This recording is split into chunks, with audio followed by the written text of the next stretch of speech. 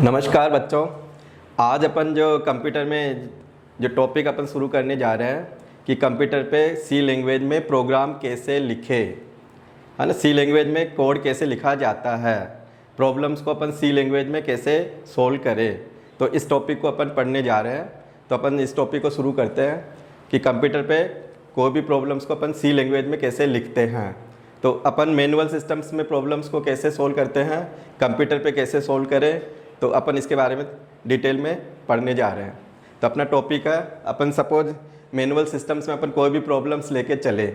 एक तो manual systems की प्रॉब्लम्स हो गई, उसी प्रॉब्लम्स को कंप्यूटर पे कैसे सोल्व करें, है ना, सी लैंग्वेज में कैसे कोड लिखा जाता है, इसके बारे में डिटेल से पढ़ रहे हैं अपन। तो अपन एक कोई भी एग्जाम्पल ले लेते हैं। सपोज मेरे को 2 नंबर का एडिशन करना है। अपनी कोई भी है ना प्रॉब्लम्स है,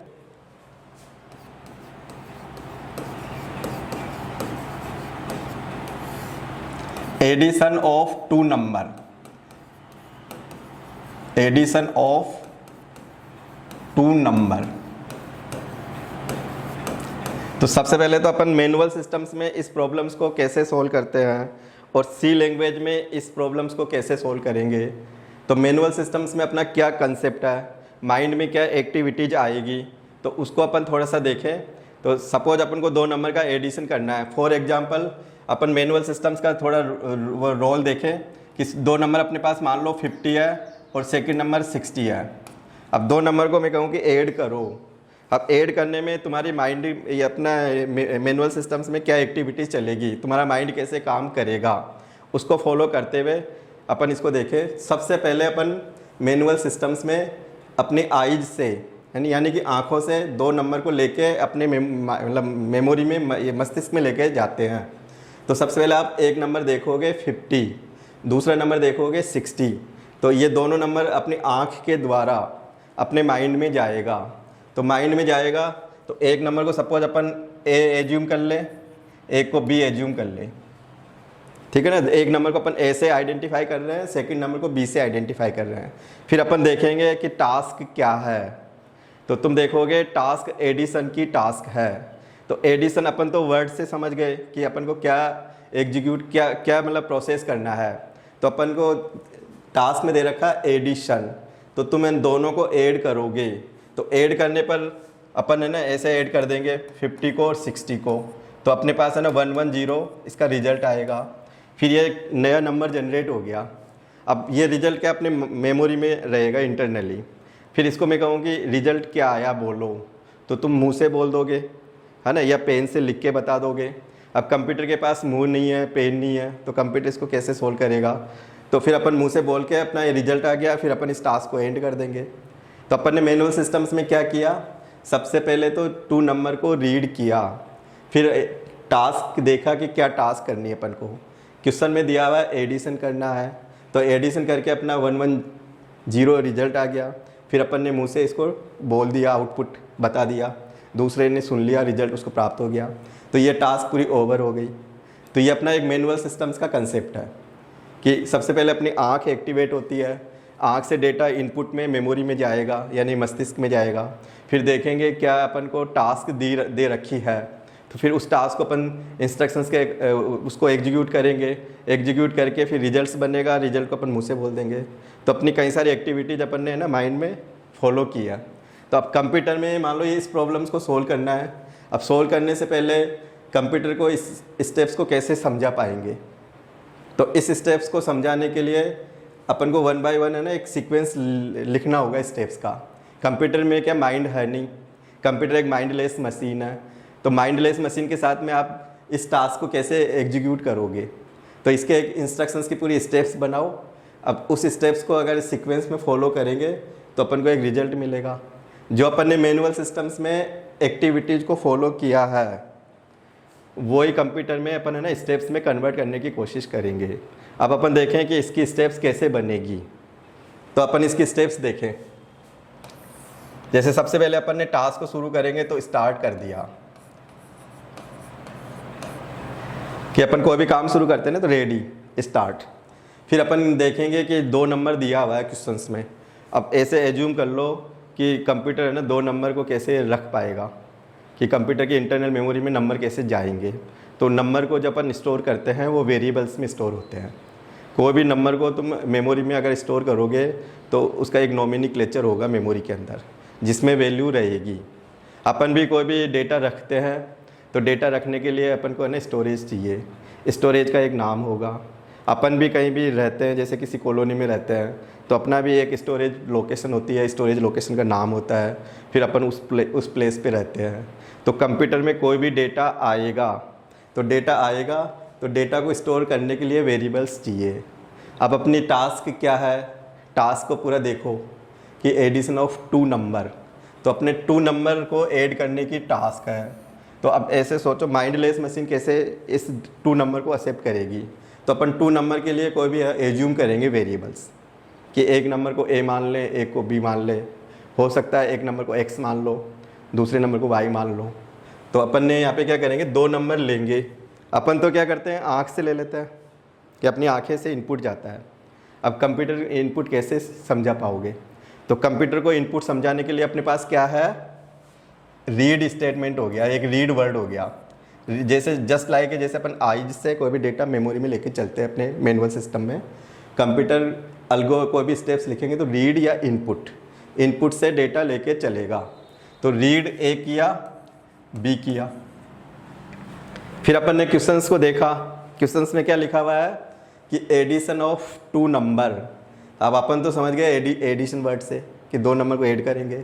अब कंप्यूटर में एडिशन की टास्क कैसे करोगे।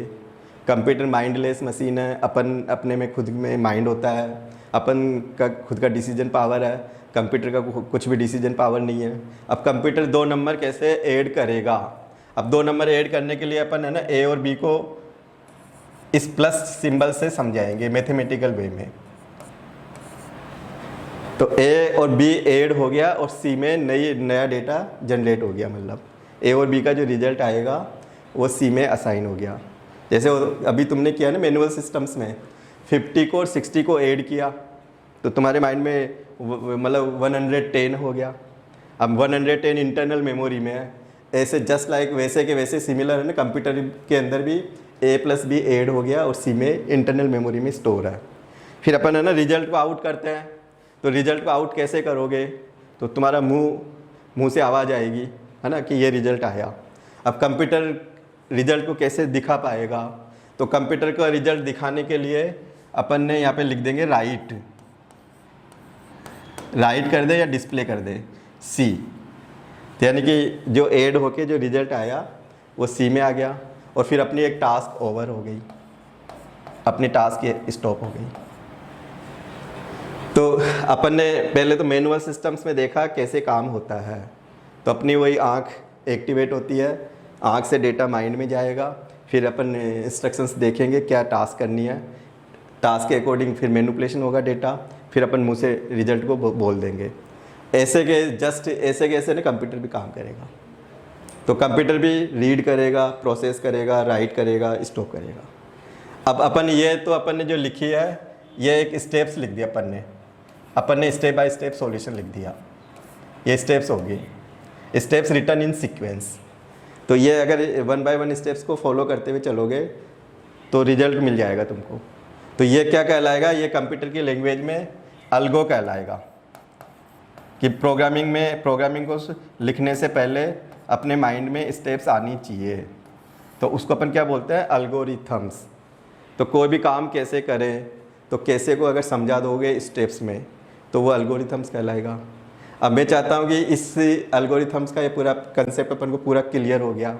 अब मैं कहूँ कि सी लैंग्वेज में इस कोड को कैसे लिखेंगे, कि सी लैंग्वेज में कंप्यूटर को कैसे समझा पाएंगे। तो अब सी लैंग्वेज में इस स्टेप्स को मैं लिखना चाह रहा हूँ, तो सी लैंग्वेज का प्रोग्राम में ये स्टेप्स कैसे कन्वर्ट हो पाएगी। तो सबसे पहले सी लैंग्वेज में अगर कोई भी अपन को प्रोग्राम लिखना हो तो उस लैंग्वेज का बेसिक स्ट्रक्चर आना चाहिए। सपोज मैंने कोई मान लो हिंदी में कोई भी वो लिख दिया, लेटर लिख दिया, फिर मैं इंग्लिश में कन्वर्ट करूँ उस लेटर को, तो पूरा अपन को इंग्लिश का लेआउट आना चाहिए। तो अगर अपन को ये स्टेप्स आती है मैनुअल सिस्टम्स में, अब तुम चाहते हो कि इसको सी लैंग्वेज में कैसे कोड लिखे, कि इसको अपन कंप्यूटर पे कैसे कन्वर्ट करें सी लैंग्वेज में। तो अपन को सी लैंग्वेज का बेसिक स्ट्रक्चर आना चाहिए। अब अपन जैसे ये स्टेप्स लिख रहे हैं ना, ये सी में कैसे कन्वर्ट करें वो देखें अपन।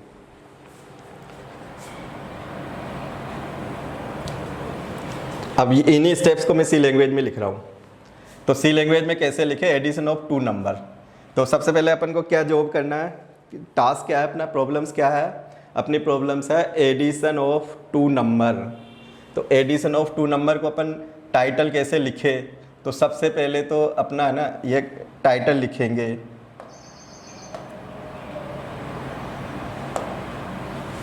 सबसे पहले तो प्रोग्राम का टाइटल्स लिखेंगे।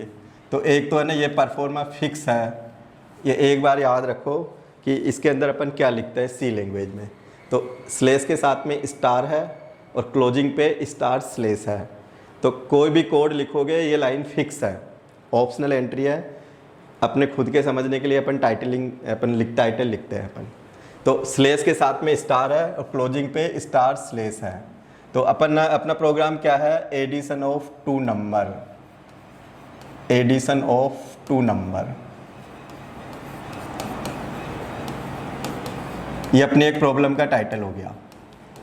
कोई सा भी अपन कोड लिखें सी लैंग्वेज में, तो कोड लिखने से पहले उसकी हेडिंग होनी चाहिए। अगर नहीं भी लिखो तो ऑप्शनल एंट्री है, कंपाइलर इसको कभी भी रन नहीं करता। 1 लाइन का टाइटल हो सकता है, 2 लाइन का भी हो सकता है। तो आपको करना कुछ नहीं है, स्लेस स्टार स्टार स्लेस ये बिगिनिंग पे लगा दो और क्लोजिंग पे स्टार स्लेस लगा दो। कई बच्चे क्या करते हैं इसको, मतलब ये स्लेस की जगह बैक स्लेस लगा देते हैं, तो फिर ये एरर आएगी इस लाइन में। तो ये नॉन एग्जीक्यूटिव पार्ट है, खुद के समझने के लिए अपन ये टाइटल लिखते हैं अपन प्रोग्राम का।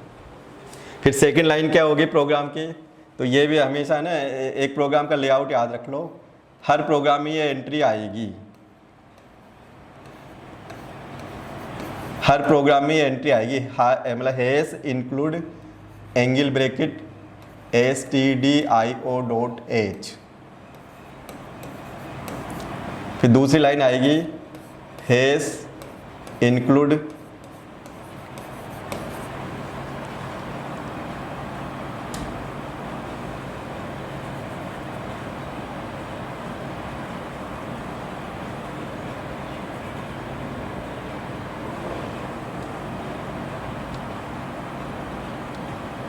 है ना, हैश इंक्लूड conio.h।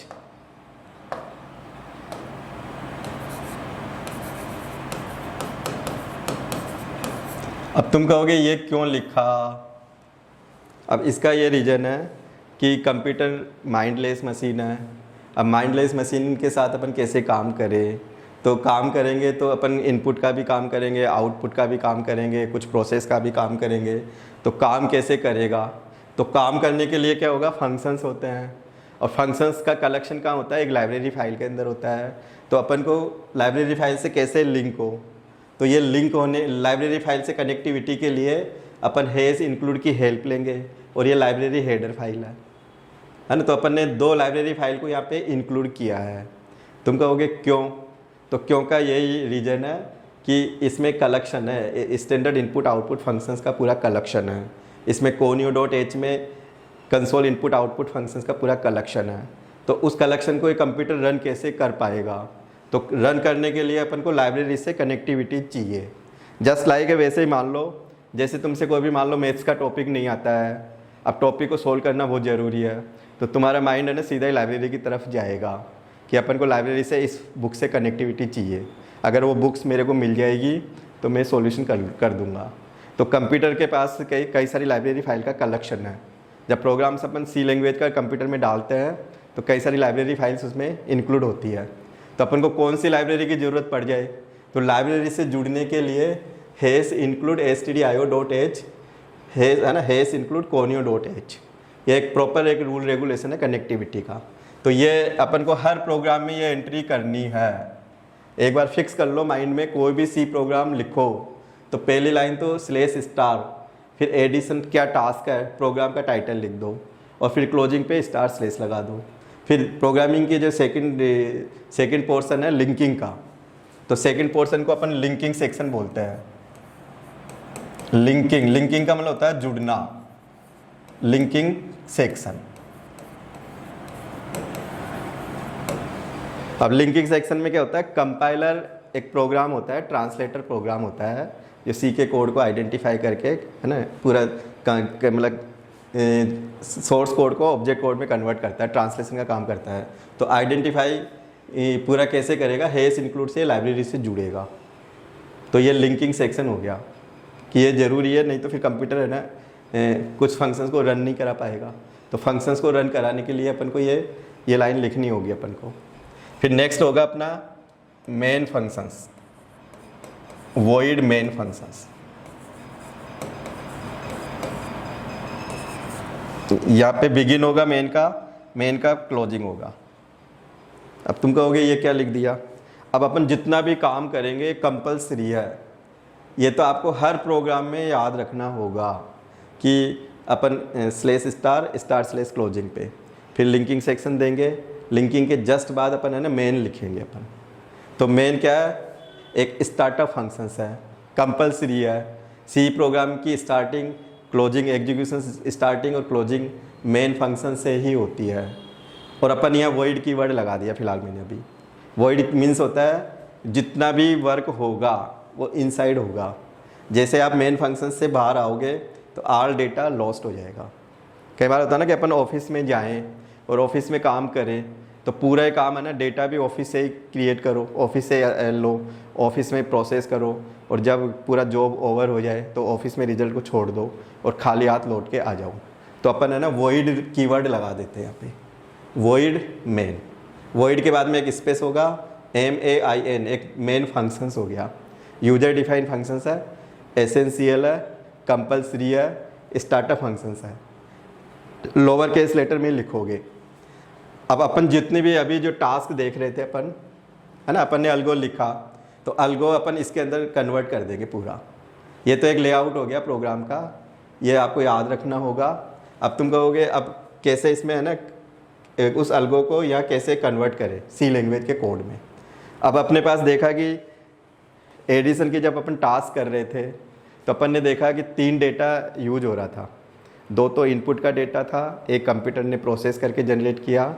तो यानी कि अपने पास 3 डेटा इनपुट से 2 डेटा तो इनपुट से चलेगा, एक प्रोसेस होगा, तो 3 डेटा लेना होगा। अब 3 डेटा देखें कि डेटा किस तरह से डील करोगे। तो डेटा को डील करेंगे अपन इंटीजर टाइप का डेटा यूज कर रहा हूँ फिलहाल तो इस कोड के अंदर। तो अब इंटीजर डेटा को कैसे समझा पाओगे, जैसे होता है ना इंटीजर फ्रैक्शनल पार्ट नहीं होता, राउंड फिगर होता है जो, तो वो आपका इंटीजर डेटा कंप्यूटर कैसे समझा पाओगे। तो इंटीजर डेटा को समझाने के लिए पहले है ना स्टोरेज क्रिएट करो। काम करने से पहले स्टोरेज क्रिएट हो जाना चाहिए, वेरिएबल क्रिएट हो जाना चाहिए। तो स्टोरेज कैसे क्रिएट करूँ मैं, इंटीजर, ये एक अपने आप में है ना एक कीवर्ड है, वॉइड भी कीवर्ड है। तो इंटीजर कीवर्ड क्या करेगा कि इंटीजर टाइप का स्टोरेज क्रिएट करेगा, इंटीजर वेरिएबल मेमोरी में क्रिएट करेगा।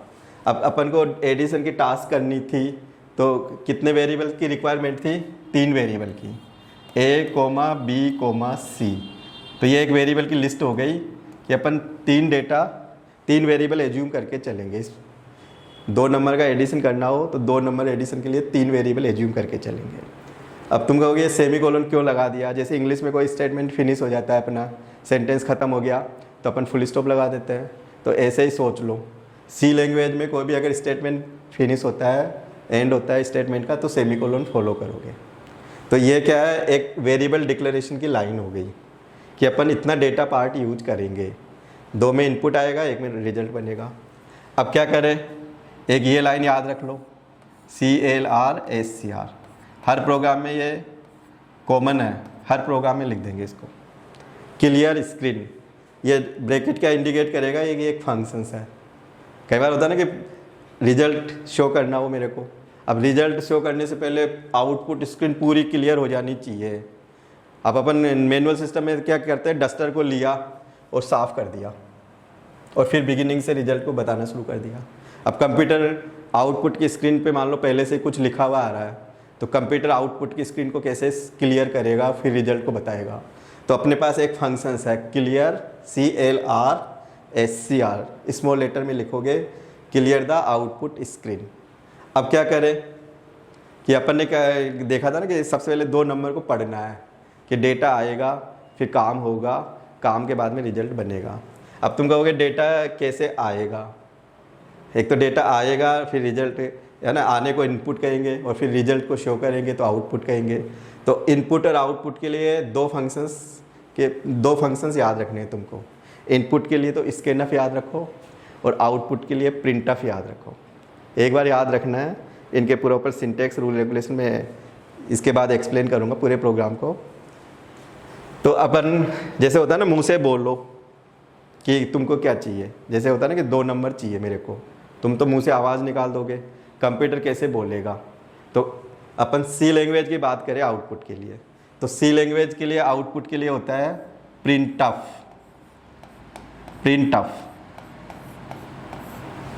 अब अपन को 2 नंबर चाहिए तो मैसेज कोटेशन में लिखते हैं हमेशा।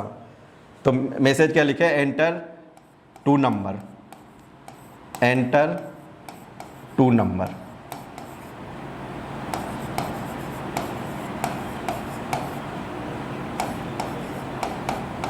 ये मैसेज है और ये क्या करेगा, ये लाइन चेंज कर देगा।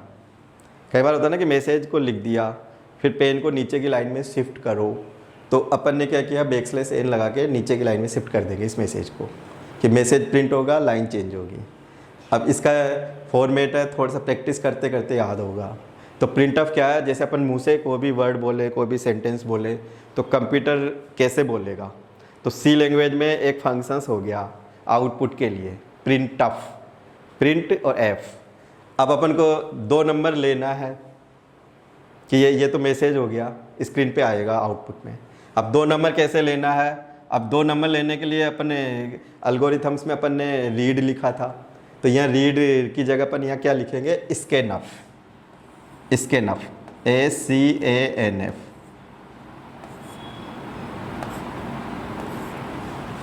स्कैनफ। अब 2 नंबर कौन कौन से पढ़ेंगे, इंटीजर डेटा पढ़ेंगे।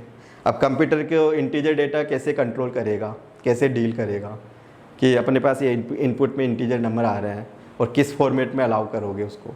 तो हमेशा याद रखो कि स्कैनफ एक फंक्शंस है, फंक्शंस के बाद में ब्रैकेट लगेगा, फिर कोटेशन लगेगा, डबल कोट्स। डबल कोट्स में फिर अपन है ना, इंटीजर डेटा के लिए फिक्स है, ये एक बार याद रखना है, ये डी आता है, %d। 2 इंटीजर डेटा पढ़ना है तो अगेन %d। ये डेटा फॉर्मेटेड करेक्टर्स होते हैं ये, कि किस फॉर्मेट में इनपुट की वैल्यू लेंगे अपन। तो %d है ना, परसेंटेज का चिन्ह है, शिफ्ट के साथ चलेगा, फिर d लिखोगे, फिर %, फिर d, फिर कोमा आएगा, कोटेशन बंद हो जाएगा, फिर कोमा आएगा।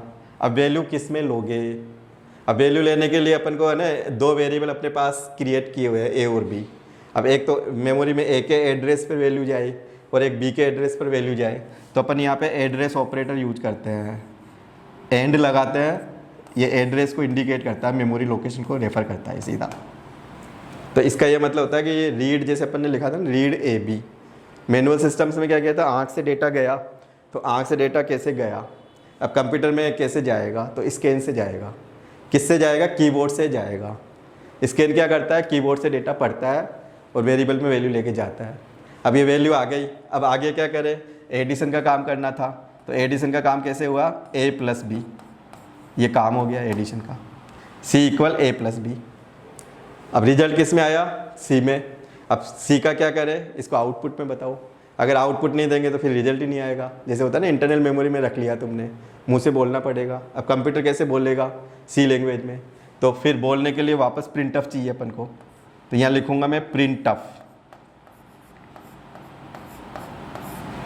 अब प्रिंटफ में क्या चाहिए, ये क्या आया, तो एक मैसेज बनाओ।